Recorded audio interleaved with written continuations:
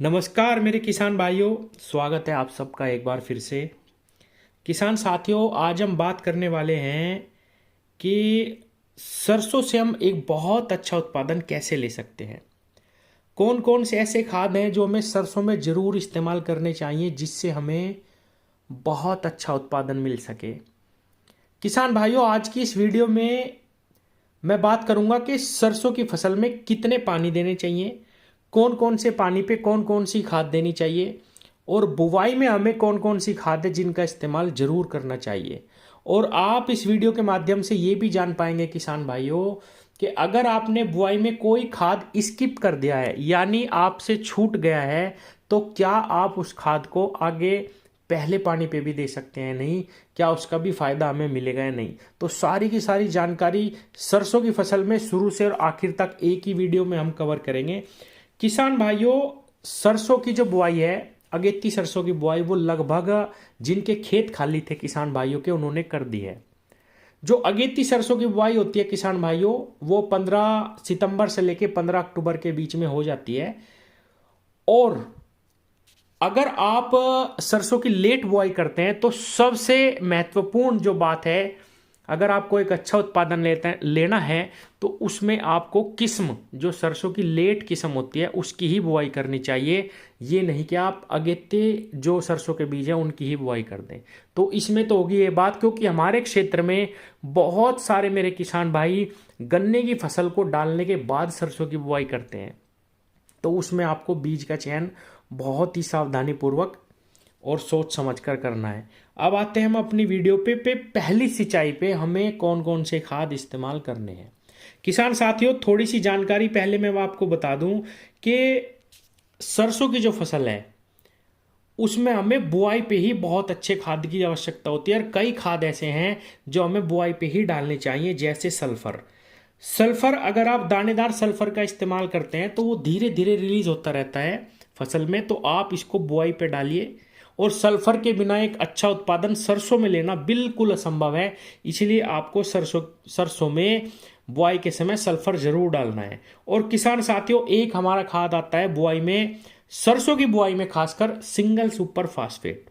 इसके अंदर सल्फर और कैल्शियम भरपूर मात्रा में रहता है, फास्फोरस भी रहता है, तो बहुत ही ज़बरदस्त इसके रिजल्ट हमें सरसों में देखने को मिलते हैं, और इसका भी हमें बुआई में ही इस्तेमाल करना चाहिए। अब आता हूं मैं पहले पानी पे। किसान साथियों, अगर किसी भाई ने ये खाद स्किप कर दिए हैं तो वो पहले पानी पे भी डाल सकता है, उसकी मात्रा भी मैं आपको बताऊंगा।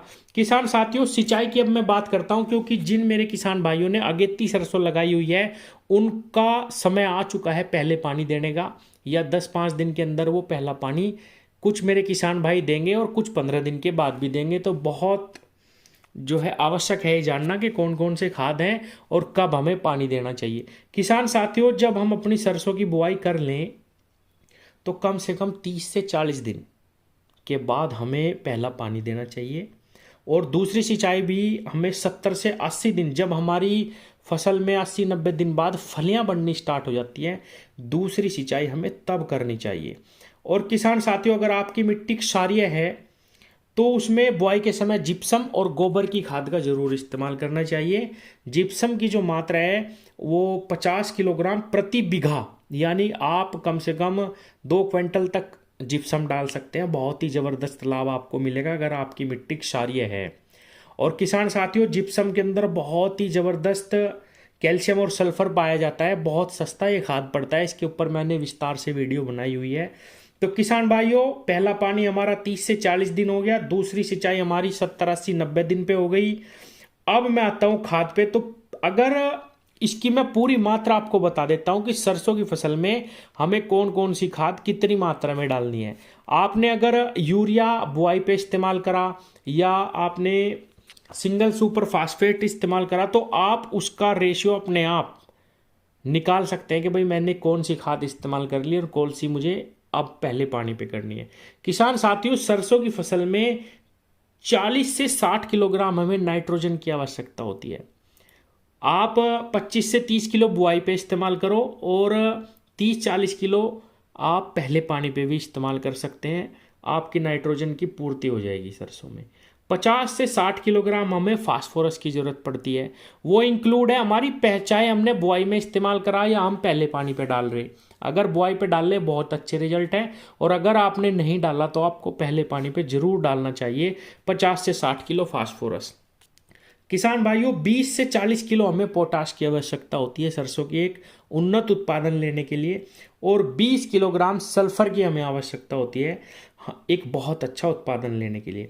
तो किसान साथियों ये 4-5 खाद है, ये ही आपको इस्तेमाल करने, और इनकी मात्रा मैंने आपको बता दी है। अगर आप इतनी मात्रा इन सभी खादों की लेते हैं और सही समय पे बुआई करते हैं तो निश्चित रूप से 2 क्विंटल का बीघा सरसों निकल जाती है, सही समय पे अगर सरसों की बुआई करी जाए। पिछले 1-2 साल से मैं देख रहा हूँ कि सरसों की जो ट्रेंड है, जो रेट है, वो बहुत अच्छा मिल रहा है किसानों को, और सहफसली के रूप में भी गन्ने के साथ सरसों की बहुत ज़्यादा बुआई हमारे क्षेत्र में करी जा रही है। तो किसान साथियों सरसों एक बहुत ही अच्छी फसल है, बहुत ही कम समय में तैयार होने वाली फसल है। इसकी बुआई हमें ज़रूर करनी चाहिए। धन्यवाद।